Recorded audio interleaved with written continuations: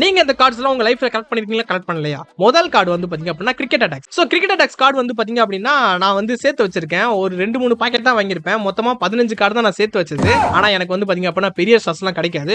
என் friend ஒருத்தனுக்கு வந்து பாத்தீங்க அப்படின்னா தோனி கிடைச்சது.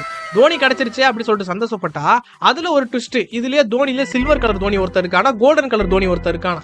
ஆட பாவீங்களா, இத்தனை கார்டை கலெக்ட் பண்றதுக்குள்ள என் வீட்டுக்கோட சொத்து பத்திரத்தை கொண்டு வந்து வைக்கணும் போல.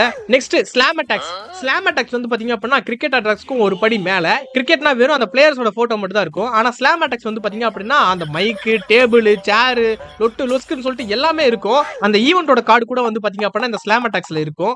இதுல என்ன ஒரு பஞ்சாயத்து அப்படின்னா, இதுல ஸ்மாக் போறதுக்கும் ஒரு கார்டு இருக்கு. ஸ்லாம் அட்டாக்ஸ் மட்டும் கிட்டத்தட்ட 200 கார்டு கிட்ட நான் சேர்த்து வச்சிருக்கேன்.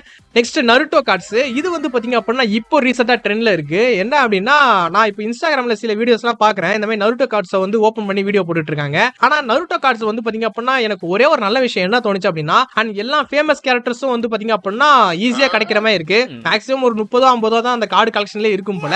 நெக்ஸ்ட் இது வந்து பாத்தீங்க அப்படின்னா ஒரு பயங்கரமான மெமரி. சன்ஃபீஸ்ட் கார்ட்ஸ். எத்தனை பேருக்கு தெரியும் சன்ஃபீஸ்ட் பிஸ்கெட் வாங்கினா இந்த கார்ட்ஸ் எல்லாம் கொடுப்பாங்க. சந்திரமுகி கார்ட்ஸும் சச்சின் கார்டும் கொடுத்திருக்காங்க. சச்சின் படம் வேற இப்ப ரீசெண்டா ரிலீஸ் ஆக போகுது. சோ இந்த சன்ஃபீஸ்ட் கார்டு வந்து பாத்தீங்க அப்படின்னா ரஜினி கார்ட்ஸ், விஜய் கார்ட்ஸ் எல்லாம் வந்து பாத்தீங்க அப்படின்னா பயங்கரமா விட்டுருப்பாங்க. இதெல்லாம் வந்து பாத்தீங்க அப்படின்னா கலெக்ட் பண்ணது கிடையாது. நான் இந்த கார்ட்ஸ் எல்லாம் பார்த்திருக்கேன். நீங்க யாராச்சும் இதுல ஃபுல்லா வந்து கலெக்ட் பண்ணிருக்கீங்களா இல்லன்னு சொல்லிட்டு மறக்காம கமெண்ட் செக்ஷன்ல கமெண்ட் பண்ணுங்க. Next Ben 10 book. என்னடா பென்டன் புக், பென்டன் புக்னு ஒன்னு இருக்கான்னு சொல்லிட்டு நீங்க எல்லாரும் கேட்பீங்க. பென்டன் புக்னு சொல்லி ஒன்னு இருந்தது.